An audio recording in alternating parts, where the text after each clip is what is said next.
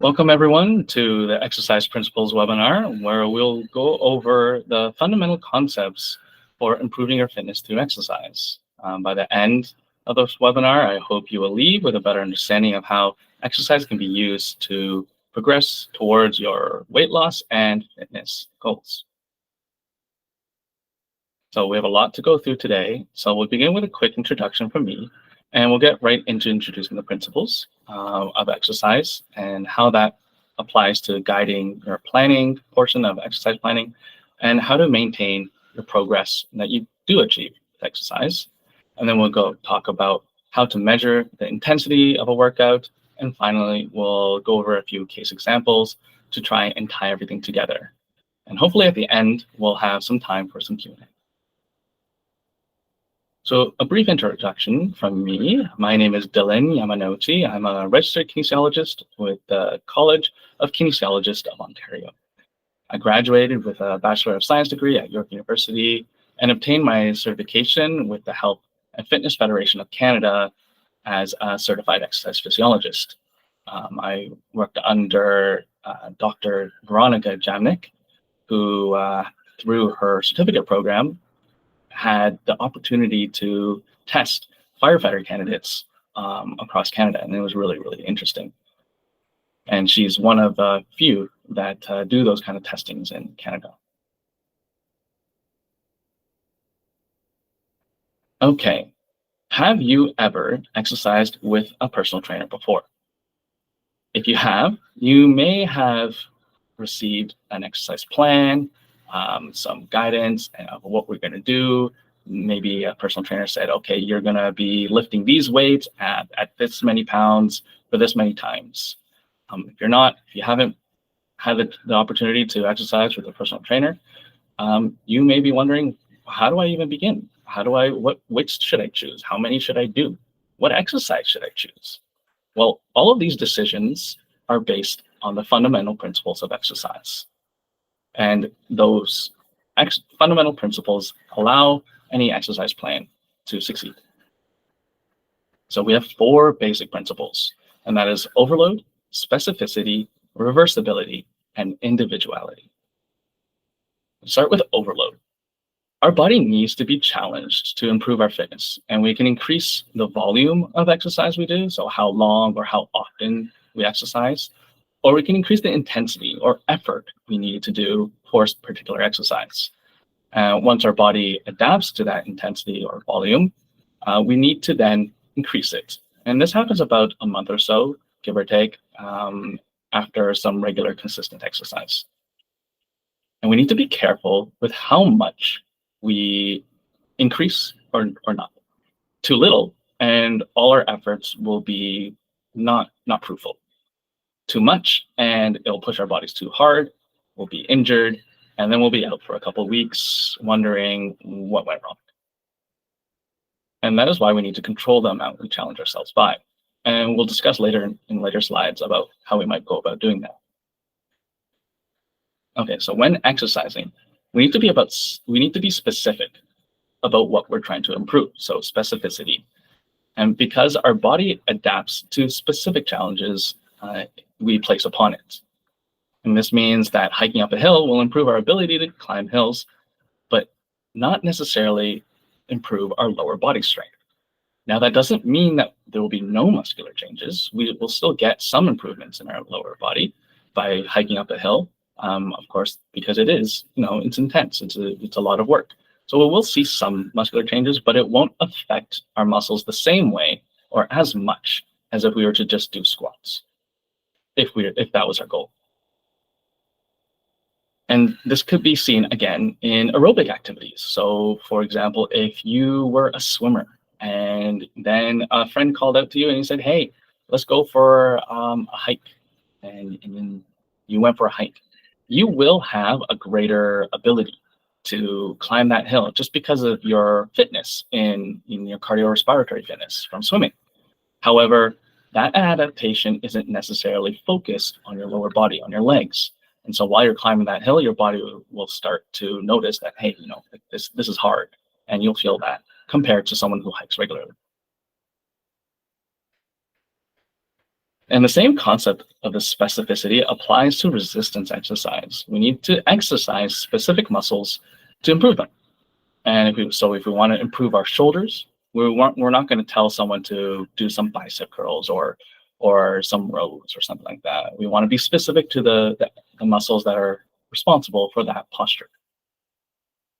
And we get even more specific with muscles during exercise. So how we position our body or how we shift our gravity, our center of gravity, can also affect where that load or where those weights is mainly placed. So if we're doing a squat, we can shift our weight a bit back and put more load on our glutes. So people who want to build a bigger butt or say that their butt is really important for them to build, they can lean back a bit and put more weight there. Now, this does come with a caveat that if you're not supervised doing this, of course, if you're holding heavy weights, you can fall back. So that's why a spotter is always really helpful when you're trying new things. Okay, reversibility. So if you don't lose it, you lose it. Sorry, if you don't use it, you'll lose it. It's a well-known phrase for a reason. When it comes to fitness, just about 2 weeks of not exercising and you'll lose all of those gains. And it really sucks for having to put all that effort in only to lose it. However, this doesn't mean that you have to maintain that same level of intensity as you started with or as you were doing when improving your fitness. Often for maintenance, we could just pull back a little bit and still maintain our fitness. For example, Canada's physical activity guidelines suggest that 2 days a week of resistance exercise or strength training will help maintain our muscles. And the principle of individuality. Everyone's different, everyone's unique, and genetics has a big part in this. And so some people may be more likely to build muscle, and other people are more likely to be able to run very far. And that's why you get big people like Arnold Schwarzenegger, and then others who are able to run marathons. And those two won't necessarily be able to cross into their respective activities. Our bone structure also plays a part in this. So you may see online that if you wanted to improve your squats or improve your glute strength, that you have to squat really deep. Well, that's a problem if you have shallow hip sockets, deep hip sockets, and the bone will actually prevent you from squatting any further. And so there are adjustments that are needed to do in order to be able to squat deeper. And so this is all about individuality. And individuality also looks at the whole person and their circumstance. So if you have no access to exercise equipment, we're not going to tell you to go exercise at a gym. It has to be specific to your circumstance, where you are, what your finances look like, for example.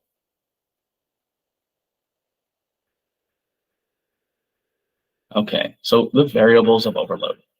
So as I mentioned before, overload can be changed by the volume and intensity of the exercise.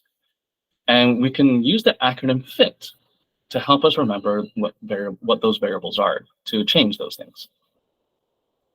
So that includes frequency, intensity, time, and type.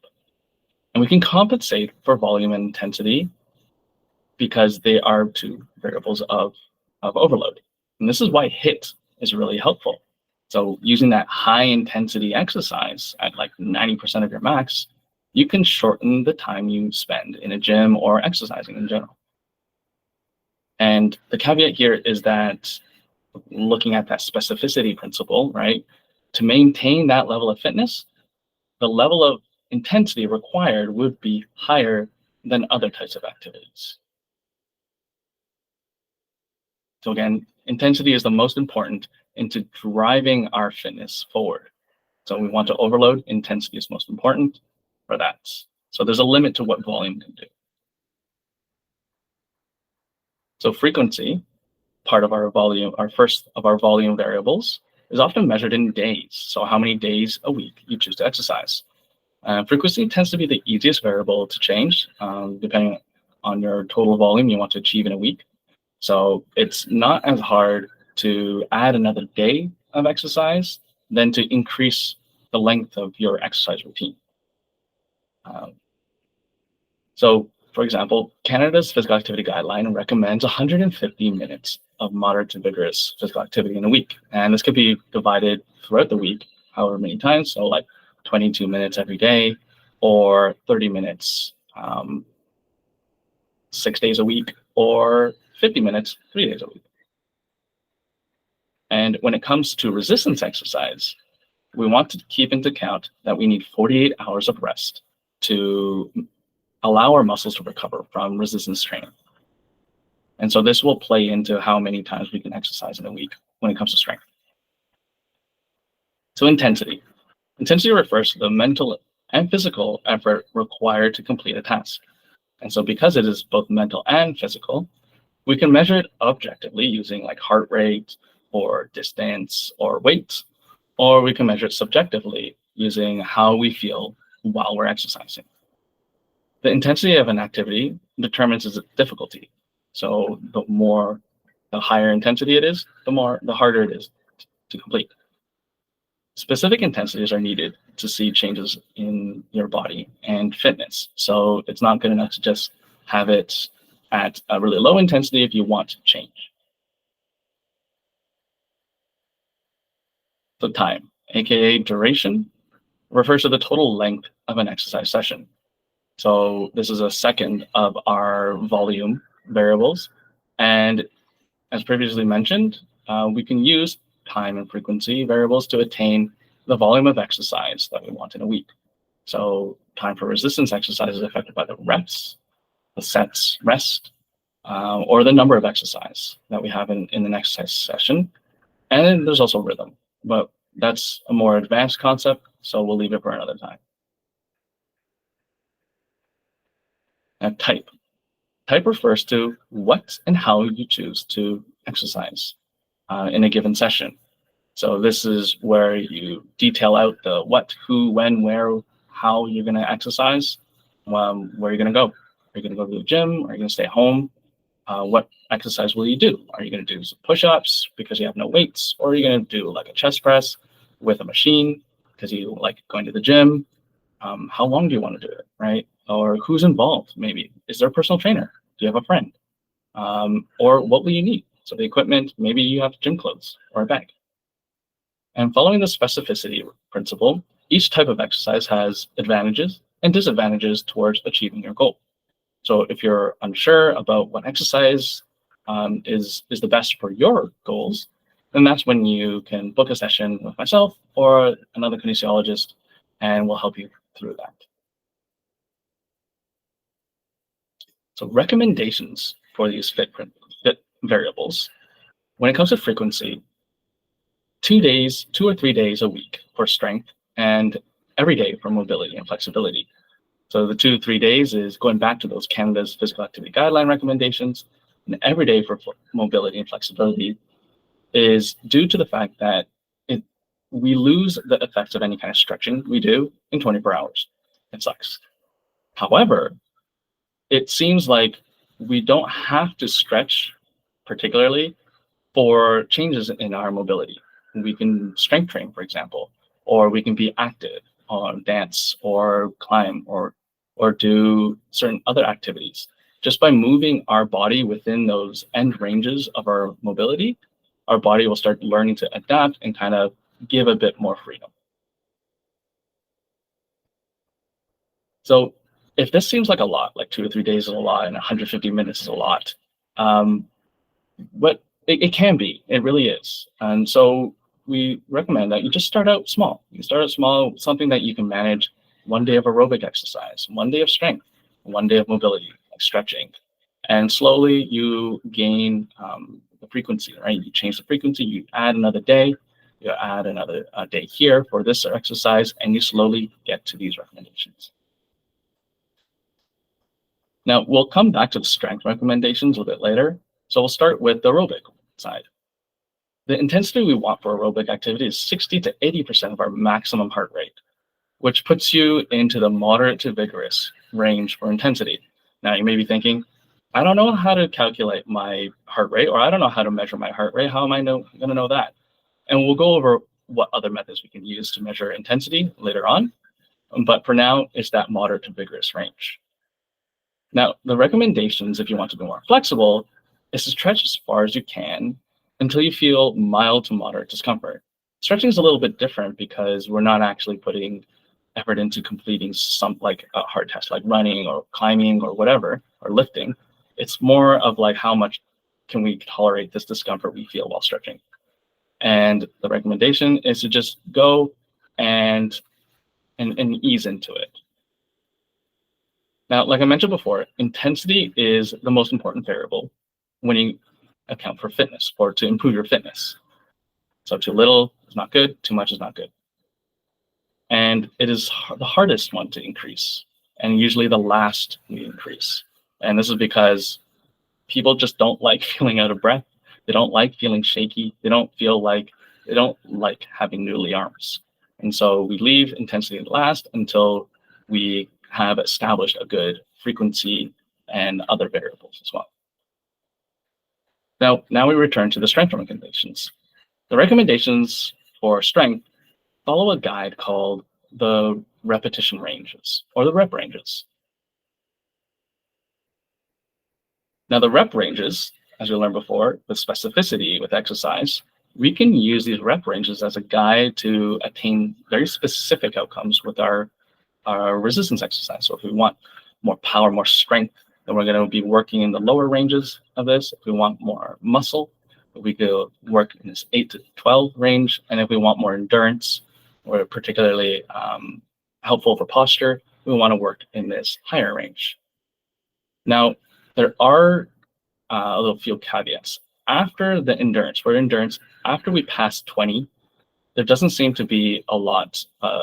It seems to be too little of an intensity for us to be able to see changes in our body.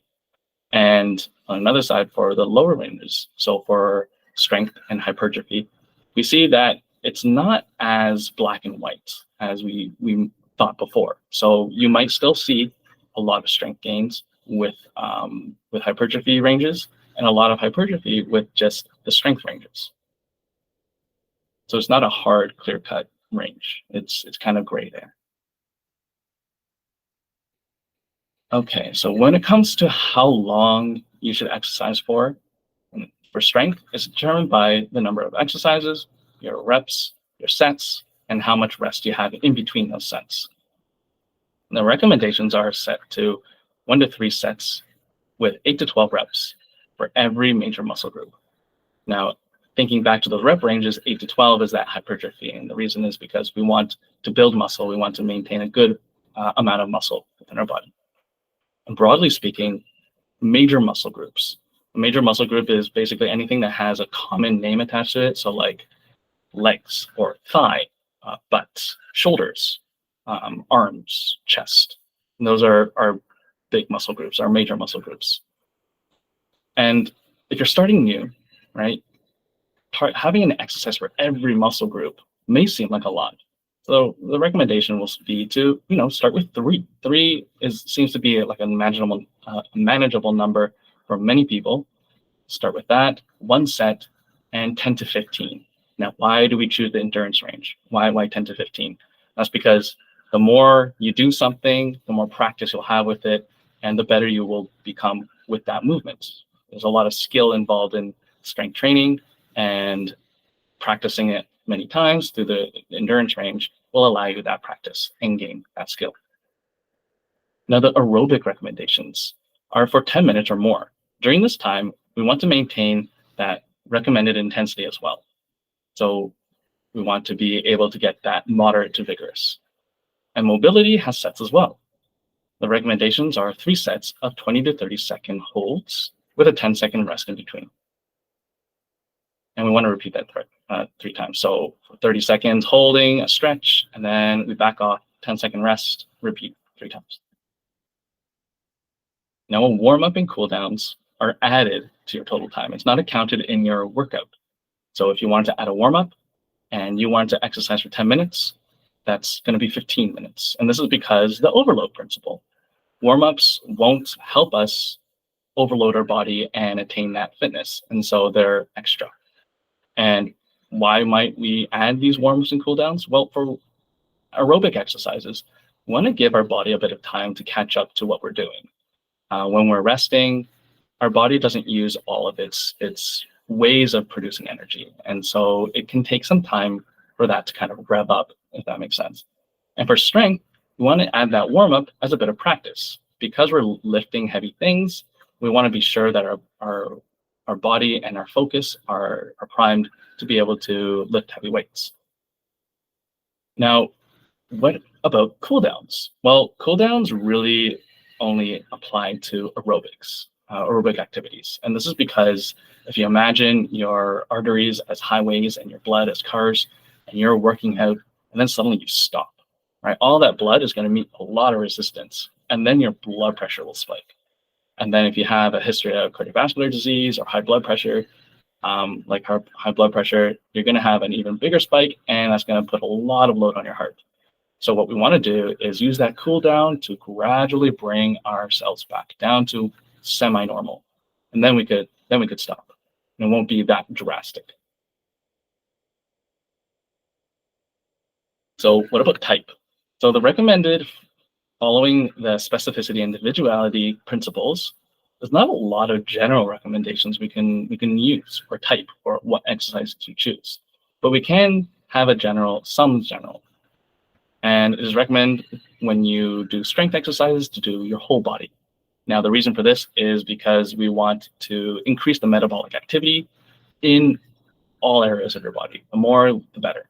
And so if you're doing a split routine, which is very common, I do like exercising only my upper body and then only lower body. Then you're only going to get metabolic activity in those areas at those times when we can have it all at once, which produces a greater effect for health. And for another reason for type, we want to do multi-joint activities. So multi-joint movements, think about squats, things that use a lot of different joints, like a row. And this is, again, because there's just a lot more muscle activity going on. And for heavier people, you may want to consider the type of aerobic activities you choose. You're not going to want to choose high impact activities if you're not used to it.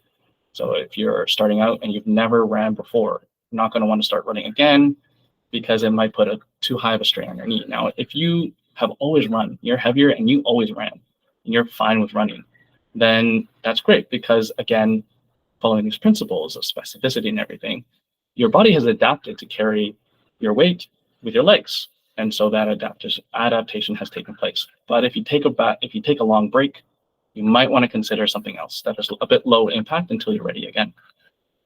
And so some of these activities could be like hiking, or swimming, or cycling. And for specific recommendations, again, try to consult one of us, a kinesiologist, or another specialized exercise professional. All right, so how do we measure intensity? So intensity could be divided into 3 levels: light, moderate, and vigorous. And we can measure it through objective measures like heart rate or weight, or we could measure it through subjective measures like how we feel or how hard we feel a certain exercise is. And while objective measures are more accurate at knowing how much we need to get a certain physiological response, it's not that great when it comes to how much we can tolerate. So if you're planning to use it, it's a lot better to use it the subjective measures.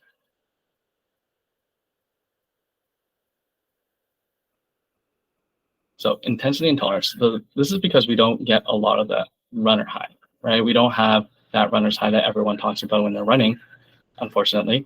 So if you don't feel good while exercising, we're gonna want to take that into account, because if we don't like something, the likelihood of us returning to doing it is going to be really low. So we want to improve our chance of returning, and that's where our subjective measures can really help. And everyone has varying levels of tolerance towards exercise, and it all depends on their fitness and their prior history of physical activity and whether they really enjoy it or not. Again, people who are unfit are going to have a real hard time matching that same level of intensity as someone else. And as you continue regularly exercising, that tolerance, or that you're able to tolerate exercise, will increase. And these changes may be subtle, and that's why we have some measuring tools to help us. So first, we have the talk test. It's a quick and easy way to estimate what level of intensity you're at. There's no need for equipment, no fancy knowledge. All you need is your ability to talk or sing. Now, the way this measure works is that if you are able to sing, you are in the light category. If you're able to talk on the phone or with a friend, but you're no longer able to sing, well, congratulations, you made it up to moderate. Now, as we push our bodies further, we're going to be needing more air. We're going to be needing more oxygen, and we're going to be losing the ability to speak. We'll be like huffing and puffing in between breaths, and this is when, if you are exercising, if someone tries to talk to you at this point, it gets really annoying because you can't respond. Okay, next we have the Borg RPE scale, or the ratings of perceived exertion. And it was created to measure and prescribe intensity to people. They wanted a way to be able to accurately measure someone's effort that they feel like they're putting in with what's going on in their body. And so this is our best way of doing so. And it works because it measures and is accurate to the ventilatory threshold. And this is that point where our bodies can no longer meet the demands of our body's energy consumption, and then we have to hyperventilate. We need more oxygen. So the most important thing when it comes to resistance training is safety, because we're lifting heavy weights. So what can we use this scale for? Well, it helps to decide how heavy we're lifting, how heavy we're going to go. It can help doing that.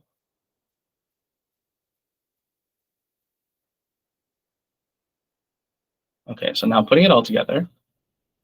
So we're going to look at some case examples. So Jill walks her normal routine 3 to 5 days a week.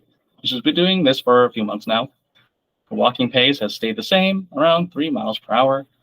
In week 1, she could barely hold a conversation. She couldn't sing.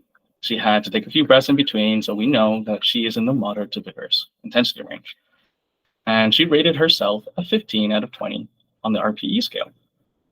Now today, Jill can easily hold a conversation, so that's light intensity, and rated herself an 11 out of 20 RPE scale. And that is light. So what's the next step for Jill if she wants to improve?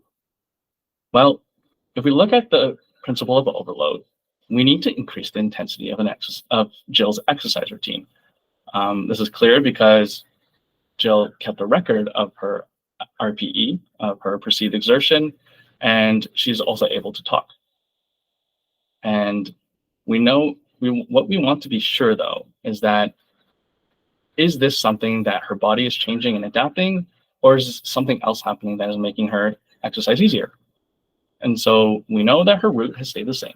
We know that her pace has stayed the same, and we can't think of anything else that might make Jill feel like this exercise is easier. And so it's safe to assume that her fitness has improved, and that is why she's feeling like this is less effort. And so we can safely say, Jill, you're good to increase your intensity, and there's a few ways to do that. She could walk faster. She can walk on an incline, so more hills, or she can choose to increase the duration of her walk, so walk longer. So again, using those volume and intensity variables. So what if Jill can't walk longer? What if she has no hills to walk up? And what if she can't walk faster? Everyone has a limit to how fast they can walk. Well, then we have to be a bit more creative, right? She can't run because it would be high impact and she doesn't want to ruin her knees. So we got to think of other things. Well, you can simulate the walking using a treadmill, and then you can put it on an incline. But walking on a treadmill is not the same as going outside for a walk, right? It doesn't have that same interest for a lot of people. And so that might not be for her. So what else can we do? Well, looking at the specificity principle, it tells us that we want to maintain that walking, right? But what else can we do? There's nothing much else. So we can gravitate more, look outside towards other cardio or aerobic activities, such as cycling or hiking or swimming. And while this might not be the same as walking, we can still improve her cardio, her fitness through those activities.